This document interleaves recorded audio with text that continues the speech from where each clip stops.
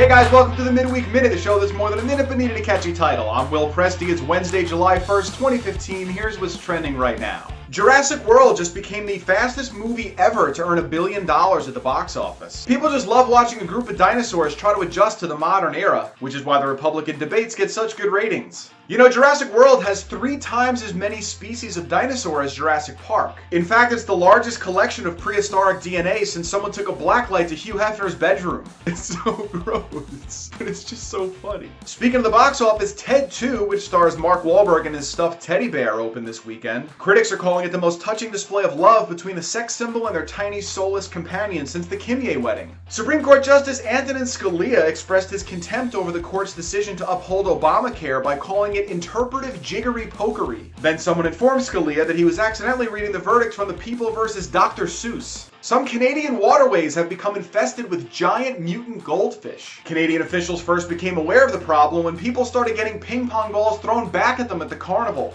It was announced that Tom Hanks will be playing pilot Sully Sullenberger in an upcoming movie about the miracle on the Hudson. Boy, Apollo 13, Castaway, Captain Phillips, now the Sully movie. Word of advice, never hitch a ride with Tom Hanks. Hanks must really enjoy playing the driver of ill-fated vehicles. He's already signed on to star in next year's highly anticipated biopic, Lohan. Brian Williams is preparing for his upcoming show on MSNBC. Rehearsals have been pretty rough. Every time he tries telling a story, his nose pokes through the camera. Even worse, earlier today, the studio sprinklers went off when his pants caught fire. A new study says the number of people living to 100 has more than doubled every decade since the 1950s. When they heard the news, centenarians everywhere said, "Potato salad? Who?"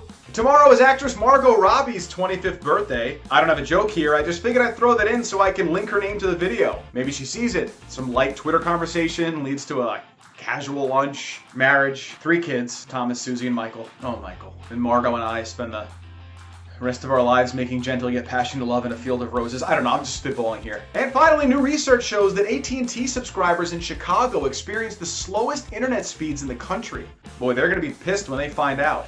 Hey, some big news. Once again, last week's In Touch Weekly featured jokes from The Tonight Show with Jimmy Fallon, Late Night with Seth Meyers, Conan, The Late Late Show with James Corden, and Our Show. Each week on the show, we play a different hashtag game. Great job on last week's 90s Troubles hashtag. Once again, we were a trending topic on Twitter. Well, this weekend is the 4th of July, which of course celebrates the most important day in American history, so this week's hashtag is Funny U.S. History. We want you to think of as many funny variations of American history as you can. Like Lance Armstrong and Buzz Lightyear landing on the moon. President Roosevelt implements twerkers' compensation. The Battle of the Bulge took place between Brett Favre and Anthony Weiner. The Pilgrims landing on Fraggle Rock. Hey look, the Statue of Puberty. Tweet your funny U.S. history to @Midweek Minute. We'll take the best ones, put them on next week's show. Don't forget to download the hashtag Roundup app. It's free, it's easy to use, and it'll take your Twitter game to a whole new level. As always, be sure to like and subscribe to our videos right now. Follow us on Twitter at the handles listed below. Leave us some comments and feel free to write to us. We'll do our best to get back to you. For the Midweek Minute, I'm Will Presti. See you next week.